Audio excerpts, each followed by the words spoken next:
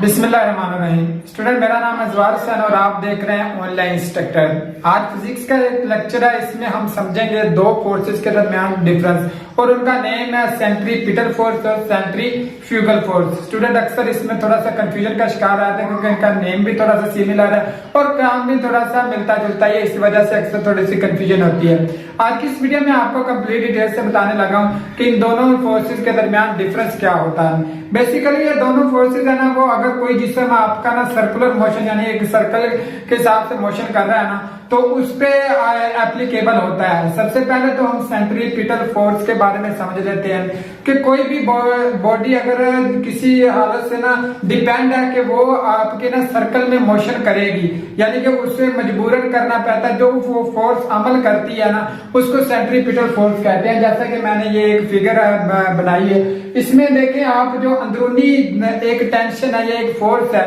जो इस body B को मजबूर कर रही है कि इस दायरा नुमा आपने सर्कल में हरकत करनी है।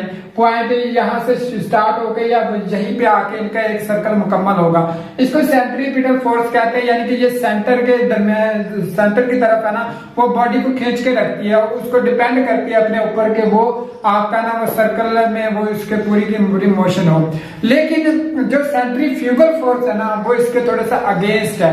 यानी कि सेंट्रीफ्यूगल फोर्स में ना आपकी जो बॉडी है ना, जाहिर सी बात है, वो जब आप उसको घुमाते हैं कोई भी बॉडी को लेकर, तो उसे चलना चाहिए बाहर की तरफ, वो उसको ना स्किप कर देना चाहिए, आपका सर्कुलर मोशन है जो, लेकिन वो नहीं करती क्योंकि सेंट्रीपिटल फोर्स आपकी अमल करती है। लेकिन इसका ये मतलब नहीं है कि उस पर और कोई फोर्स अमल कर नहीं रही। जितनी फोर्स उसके ऊपर अमल करती है कि वो सर्कुलर मोशन से बाहर निकल जाए, यानी कि वो पीछे की तरफ चला जाए, उसे सेंट्रीफ्यूगल फोर्स कहते हैं। यानी कि वो सेंट्रीफ्यूगल फोर्स है, वो बॉडी को बाहर की तरफ लेकर जाना चाहती है, और सेंट्रीपिटल फोर्स है वो बॉडी को सर्कुलर मोशन के अंदर ही रखती है कि वो दोनों सूरतों में बॉडी बैलेंस रहे। इसी वजह से आपकी जो वो मोशन है ना, वो वकूफ पजीर होती है, यानी कि एग्जिस्ट करती है। लेकिन वो बुनियादी तौर पर उस पे ये दो फोर्सेस अमल कर रही होती हैं।